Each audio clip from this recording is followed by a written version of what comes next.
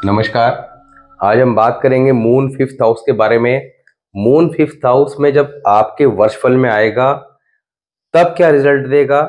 बहुत ही अच्छा प्लेसमेंट है फिफ्थ हाउस में मून का। मून आपको पता ही है कि हमारी प्रॉस्पेरिटी है, एजुकेशन है, पैसा है, पीस ऑफ माइंड है। तो मून का कुंडली में ठीक रखना और ठीक होना जरूरी है। होना यानी कि इसका प्लेसमेंट अगर आपके बर्थ चार्ट में अच्छा है, वर्ष फल में भी वो अच्छे प्लेसमेंट में है, दैट इज एक्सीलेंट। अगर बर्थ चार्ट में खराब है तो उसके लिए आपको अपने वर्ष फल को हर साल कंसिडर करना चाहिए, जिससे कि आपके बर्थ चार्ट के जो प्लैनेट खराब हैं उनको आप ठीक रख सकें, लगातार उनको ठीक करते चले जाएं। तो आज हम मून फिफ्थ हाउस के बर्थ चार्ट और वर्षफल दोनों को कैसे एनालाइज करना है, उसको कैसे ठीक रखना है, किन बातों को नहीं करना है, कैसे उसके बेनिफिट लेने हैं, साथ ही एक कुंडली का विश्लेषण भी करेंगे। विश्लेषण में आपका लाल किताब और वैदिक दोनों ही मेथड को अप्लाई करेंगे। तो देखेंगे हर बार कुंडली के विश्लेषण की नई नई टेक्निक के तरीके से कैसे एनालाइज किया जाता है, उसको समझेंगे। तो पीछे हमने जो कुंडली एनालाइज की हैं उनमें सब में कुछ ना कुछ डिफरेंट तरीके से एनालाइज करने का कोशिश की है। इस बार भी थोड़ा सा डिफरेंट तरीके से करेंगे। तो स्टार्ट करते हैं। तो बात करेंगे रिजल्ट, यानी कि नंबर एक, कोई भी प्लैनेट किसी भी हाउस में प्लेस्ड हो तो वो रिजल्ट क्या देगा। सेकंड, उसकी गुड और बैड पोजीशन, यानी कि अगर वो अच्छी पोजीशन में है तो जो रिजल्ट बताए जाएंगे पॉजिटिव वो मिलेंगे। अगर खराब पोजीशन में है तो उसके जो नेगेटिव रिजल्ट है यानी कि उसके अपोजिट रिजल्ट आपको देखने को मिलेंगे। तो गुड और बैड कैसे चेक करना है उसकी बात करेंगे। सिम्टम्स, अगर ये आपके बर्थ चार्ट में है तो लॉन्ग लाइफ आपको क्या सिम्टम्स देखने को मिलेंगे, वर्षफल में आएगा तो क्या इंपैक्ट देगा। Precaution and remedy, that is very important. Precaution यानी कि जब कोई प्लैनेट किसी भी हाउस में आता है तो उसकी प्रिकॉशन और रेमेडी चेंज हो जाती है, दैट इज वर्षफल। तो वर्षफल के अकॉर्डिंग प्रिकॉशन रेमेडी जब हम लगातार फॉलो करते हैं तो निश्चित तौर पर प्लैनेट कितना भी खराब क्यों ना हो हम उसके पॉजिटिव रिजल्ट ले सकते हैं या उसके नेगेटिव रिजल्ट को अवॉइड कर सकते हैं। तो मून फिफ्थ हाउस के अंदर जब बात करते हैं तो देखिए यहाँ पर ये कालपुरुष कुंडली है। हर बार हम कुछ चीजें रिपीट करते हैं, इसलिए करते हैं ताकि जो लोग फर्स्ट टाइम देख रहे हैं वो भी इजीली समझ सकें, ये जिसको ज्यादा नॉलेज नहीं है उनको उनके लिए एक रिपीटिशन हो जाए और ये बात दिमाग में बैठ जाए कि हमारी जो कालपुरुष कुंडली है उसको हमें हमेशा ध्यान रखना है। अब आप अपने बर्थ चार्ट अपनी लगन कुंडली के अंदर जब देखेंगे, ये फिफ्थ हाउस है, यहाँ पर कोई भी राशि हो अगर मून का प्लेसमेंट है तो चंद्रमा आपके पांचवें घर में स्थित माना जाएगा। पांचवा घर नेचुरल किसका कारक है, नेचुरल 5 नंबर की राशि सिंह राशि, जिसके स्वामी कौन है, सूर्यदेव। तो sun, sun is the friend of moon. इस घर के कारक कौन है, जुपिटर। तो जुपिटर और सन के हाउस में उनके परम मित्र ग्रह चंद्रमा निश्चित तौर पर बहुत ज्यादा शुभ परिणाम देने वाले होते हैं। पांचवा घर है किस चीज का, आपको इस बात को सबसे पहले समझना होगा, क्योंकि कोई भी प्लैनेट जब किसी भी हाउस में बैठेगा तो उसके अपने इंडिविजुअल रिजल्ट क्या है, यानी कारक किन चीजों का कारक है उनके रिजल्ट भी अच्छे करेगा अगर प्लेसमेंट अच्छा है, और जिस हाउस में बैठेगा उसके रिजल्ट भी आपको पॉजिटिव देगा अगर अच्छे प्लेसमेंट में है। अब कैसे समझेंगे, पांचवा घर किन चीजों का है, हमारी संतान का, एजुकेशन का, शेयर मार्केट, गैम्बलिंग, ये सब पांचवें घर से देखी जाती है। लॉटरी वगैरह का जो हम देखते हैं वो पांचवें घर से देखते हैं। साथ ही हमारे लाइफ पार्टनर के साथ संबंध और धन, ये सारी चीजें, क्योंकि धन के लिए हमारी कुंडली का सेकंड हाउस भी है, 11th हाउस भी है, 8th हाउस भी है, 5th हाउस भी है। ये चारों हाउसेस जितने ज्यादा स्ट्रांग होंगे उतना ज्यादा धन हमारे जीवन में हमें प्राप्त होगा। तो पांचवा घर का शुभ रहना बहुत जरूरी है। पांचवें घर के अंदर जब चंद्रमा आएंगे तो इस घर को निश्चित तौर पर शुभ देख करेंगे। इस घर से संबंधित चीजों के हमें बेनिफिट देखने को मिलेंगे। किस तरह के, good for education, good for child, share market, cash, क्योंकि चंद्रमा क्या है, हमारे पैसे का कारक। चंद्रमा का टॉपिक हमने सबसे पहले इसलिए स्टार्ट किया कि मून इन ऑल 12 हाउसेज, यानी कि हमारे 12 ही घरों में मून के हम फलादेश कर रहे हैं। फलादेश का तरीका इस तरह से रखा गया है कि आप लगन कुंडली और वर्षफल दोनों को समझ सकें, यानी कि आपको अलग अलग वीडियो देखने की जरूरत ना पड़े, दोनों को कंबाइन करके आप समझ सकते हैं। तो यहाँ पर मून जब 5th हाउस में आएगा या बर्थ चार्ट में हो तो यहाँ पर good for education, good for wealth, good for child, बच्चे के लिए, शेयर मार्केट और आपके मैरिड लाइफ, सभी के लिए शुभ परिणाम देता है। डायमंड का बिजनेस नॉर्मली ऐसे जातक को काफी ज्यादा शुभ परिणाम देता है और इलेक्ट्रॉनिक आइटम या इलेक्ट्रिकल आइटम के काम इनके नुकसान देते हैं।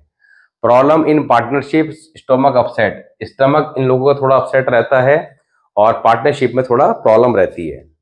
तो यहाँ पर मून का प्लेसमेंट अगर 5th हाउस में हुआ तो ये इसके पॉजिटिव रिजल्ट आपको देखने को मिलेंगे, मगर अगर यहाँ पर खराब हुआ तो इसके अपोजिट रिजल्ट देखने को मिलेंगे, यानी कि पैसे की दिक्कत, एजुकेशन में समस्या, चाइल्ड बर्थ को लेकर समस्या, बेटे की प्राप्ति नॉर्मली कम होती है, लड़कियां ज्यादा देखने को मिलती हैं। तो इस तरह के इशू यहाँ पर जस्ट रिवर्स हो जाएंगे। अब बात करते हैं गुड और बैड प्लेसमेंट की, कि कौन सी कंडीशन में यहाँ पर चंद्रमा आपका अगर लगन कुंडली में है या वर्षफल में आता है तो दोनों ही कंडीशन में शुभ है या अशुभ है। मरकरी 7 और 11 अगर चंद्रमा बर्थ चार्ट में या वर्षफल में 5th हाउस में आ रहा है और बुध आपके 7वें घर में है या 11वें घर में है, ये एक प्रकार का राजयोग क्रिएट होगा। That is very very excellent yoga, good for international business. यानी कि आपकी कुंडली में अगर विदेश योग है तो उस साल अगर ये कॉम्बिनेशन बर्थ चार्ट में नहीं भी है, मून 5th हाउस और मरकरी 7 या 11 बर्थ चार्ट में नहीं भी है, वर्षफल में आ रहा है, तो वो साल आपके लिए काफी ज्यादा बेनिफिशियली रहेगा पैसे के लिए और बाकी जितनी भी चीजें बताई उनके लिए। तो यहाँ पर दूसरा 9th हाउस एम्पटी। अब मून का प्लेसमेंट अच्छा है, मगर कई बार होता क्या है कि वर्षफल के अंदर हमें समझना क्या होता है कि हमारे कौन से प्लैनेट अच्छे प्लेसमेंट में आ रहे हैं, कौन से प्लैनेट शुभ स्थिति में है, कौन से प्लैनेट खराब हैं। अब कोई प्लैनेट अगर हमारा खराब है और वो अगर सोया हुआ है यानी कि एक्टिव नहीं है तो उसको हमने जगाना नहीं है। जो प्लैनेट अच्छे हैं और अगर सोए हुए हैं तो उनको हमें रेमेडी करके जगा लेना चाहिए, जिससे कि उसके शुभ परिणाम उस साल मिल सकें। कई बार ऐसा होता है कि जो अशुभ प्लैनेट है उनको जगाना नहीं था, उनकी हमने जबरदस्ती रेमेडी कर ली, रेमेडी करके वो एक्टिवेट हो गए और हमें बिना बात पे नेगेटिव चीजों को देखना पड़ेगा। और अगर पॉजिटिव प्लैनेट है उसको हमने नहीं जगाया तो वो साल आपके अपने अच्छे रिजल्ट नहीं दे पाएंगे जितना कि उस साल उनको देने चाहिए थे। तो यहाँ पर 9th हाउस एम्पटी, तो मून जो है यहाँ पर साइलेंट होगा, अपना रिजल्ट नहीं देगा, उसको जगाना पड़ेगा। बेड की बात करते हैं कि खराब सन 10th हाउस या 11th हाउस, अब ये बर्थ चार्ट में हो या वर्षफल में हो, मून 5th हाउस, सन 10th हाउस या 11th house, that is very bad yoga. अगर ये बर्थ चार्ट में है तो आयु के लिए काफी ज्यादा अशुभ परिणाम देता है। इसके बारे में डिटेल में हमने इससे पहले जो moon in all houses, moon in all houses जो पुरानी वीडियो है जहां पर हमने एग्जैक्टली हर हाउस के बारे में काफी डिटेल में एक्सप्लेन किया हुआ है, सारे रिजल्ट बताए गए हैं, वहां पे जाके आप समझेंगे क्यों ये बात कही गई है कि सन 10 या 11 में हो और मून 5th हाउस में हो तो that is not good for age. आयु पे नेगेटिव इम्पैक्ट देता है। Jupiter 9th, Mercury 3, Jupiter 9th house में, मरकरी 3rd हाउस में, ये कॉम्बिनेशन अगर बन रहा है मून 5th हाउस के समय में तो ये काफी ज्यादा अशुभ योग कुंडली में बन जाता है। अब मून बहुत ज्यादा नेगेटिव रिजल्ट देगा। तो अगर ऐसी कोई भी स्थिति है तो उस साल हमें किन चीजों को फॉलो करना है, क्या काम करने हैं, कैसे उसके पॉजिटिव रिजल्ट लेने हैं, उसको समझेंगे। उससे पहले बात करेंगे सिम्टम्स की कि क्या सिम्टम्स यहाँ पर हमें देखने को मिलेंगे। सिम्टम्स की बात करें, देखिए अगर बर्थ चार्ट में आपके मून 5th हाउस में प्लेस है तो ऐसा जातक जीवन में कहीं भी लंबे समय तक रहेगा। तो इनके घर के नियर बाय कोई ना कोई छोटा या बड़ा स्कूल अवश्य देखने को मिलेगा। मोस्ट ऑफ चांस रहते हैं कोई ना कोई छोटा सरकारी स्कूल होता है, मगर कोई ना कोई स्कूल इनके 500 मीटर का डिस्टेंस के अंदर अंदर, हम घर के पास ही मान के चलेंगे, कोई ना कोई स्कूल हमेशा मिलेगा। यानी कि जहां पैदाइश होगी वहां भी होगा, जहां ये अगर वहां से शिफ्ट होकर दूसरी जगह चले जाएंगे वहां भी होगा। और अगर आप में से कोई व्यक्ति करंटली किसी ऐसी प्लेसमेंट पे गया है, कोई नई जगह है वहां पे स्कूल नहीं है, तो ये मान के चलिए अगर आप लंबे समय तक रहेंगे तो कोई ना कोई स्कूल आने वाले समय में वहां पर मिल जाएगा। सेकंड, इनके परिवार में, खानदान में कोई ना कोई टीचिंग प्रोफेशन, ट्यूशन पढ़ाना या टीचिंग प्रोफेशन में अवश्य देखने को मिल जाता है। ऐसे जातक की बहन, बेटी, बुआ, मौसी, साली, ये सारी की सारी जो चीजें हैं, ये जीवन में किसी न किसी कारण परेशान अवश्य होती हैं। अगर बर्थ चार्ट में है तो लॉन्ग लाइफ आपको ये चीज देखने को मिलेगी। वर्ष फल में आ रहा है तो उस साल उनको किसी न किसी प्रकार की परेशानी रह सकती है। तो ये सिम्टम्स आपको देखने को मिलेंगे अगर मून का प्लेसमेंट 5th हाउस में है, चाहे किसी भी राशि में है। दूसरा, हम बात करते हैं कि हमारा प्लेसमेंट तो अच्छा है मगर वो प्लैनेट कितना खराब है या कितना अच्छा है। अब सपोज कीजिए, ऐसे समझिए, जो अभी आपको गुड और बैड के रूल बताए, गुड के रूल बताए तो आपने देखा कि हमारा चंद्रमा बर्थ चार्ट में या वर्ष फल में तो आया है। अगर बर्थ चार्ट की बात करते हैं, बर्थ चार्ट में है, अच्छा प्लेसमेंट है, गुड वाले रूल भी अप्लाई कर रहे हैं तो अच्छे रिजल्ट देगा। मगर कितने अच्छे देगा? अगर 5वें घर में आपका चंद्रमा अपने मित्र ग्रह की राशि में है, मित्र ग्रह यानी कि मंगल, बृहस्पति और सूर्य, इनमें से किसी की राशि, मंगल की राशि कौन सी? 1 और 8, बृहस्पति की 9 और 12, और साथ ही 5 नंबर की राशि जो आपका सूर्य की है, इनमें से किसी राशि में है तो निश्चित तौर पर बहुत ज्यादा स्ट्रांग पोजीशन में आ जाएगा। वहीं अगर बैड वाले रूल अप्लाई हो रहे हैं और अपने एनिमी प्लैनेट यानी कि जो राशि भी बताई इनको छोड़ के बाकी राशियों में है तो यहां पर और ज्यादा खराब पोजीशन में माना जाएगा। तो हमने करना क्या है? Precaution and remedy. मून आपका बर्थ चार्ट में 5th हाउस में है या वर्ष फल में 5th हाउस में आ रहा है, तब क्या करना है?